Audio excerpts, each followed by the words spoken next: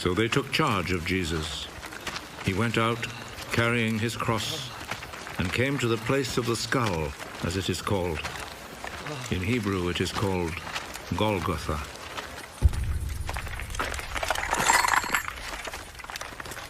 There they crucified him, and they also crucified 2 other men, one on each side, with Jesus between them.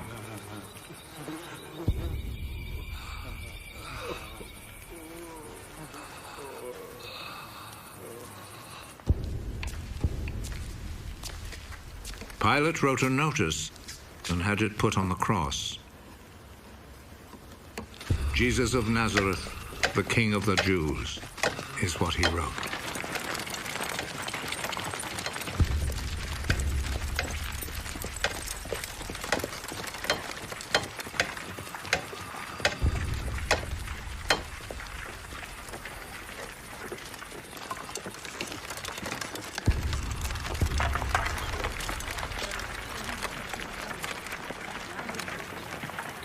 Many people read it because the place where Jesus was crucified was not far from the city.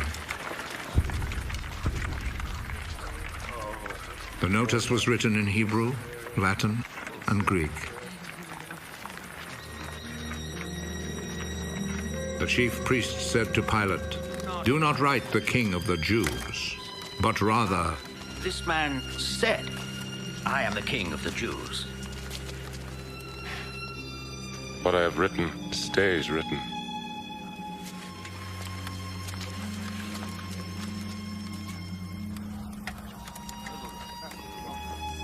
After the soldiers had crucified Jesus, they took his clothes and divided them into 4 parts, 1 part for each soldier.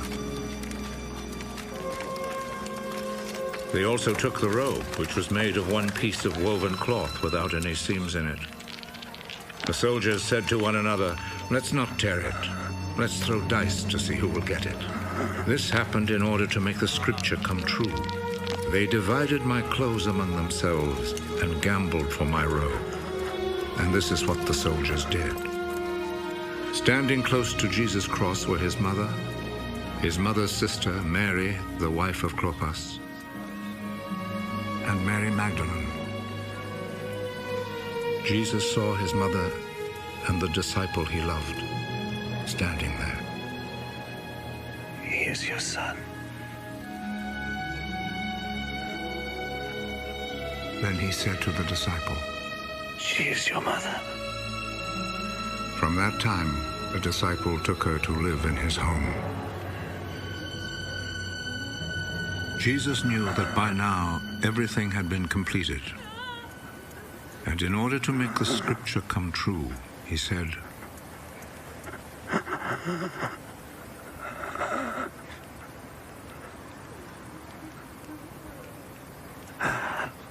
"I am thirsty." A bowl was there, full of cheap wine. So a sponge was soaked in the wine, put on a stalk of hyssop, and lifted up to his lips.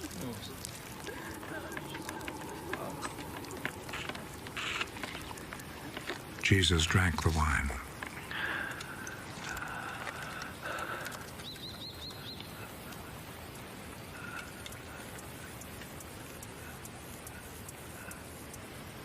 "It is finished."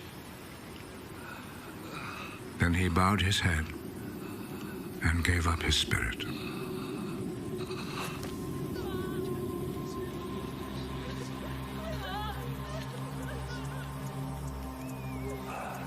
Then the Jewish authorities asked Pilate to allow them to break the legs of the men who had been crucified and to take the bodies down from the crosses.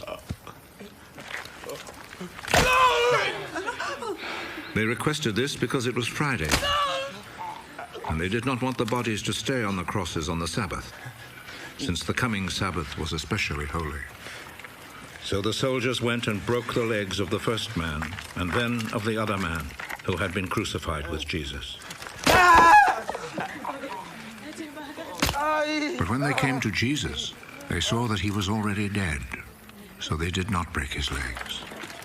One of the soldiers, however, plunged his spear into Jesus' side,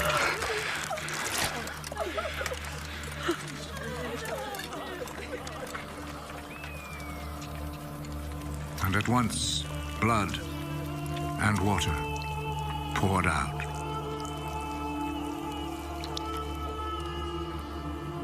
The one who saw this happen has spoken of it, so that you may also believe.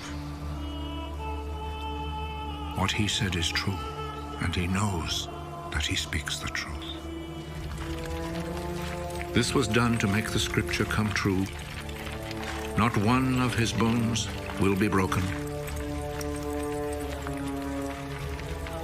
And there is another scripture that says, people will look at him whom they pierced.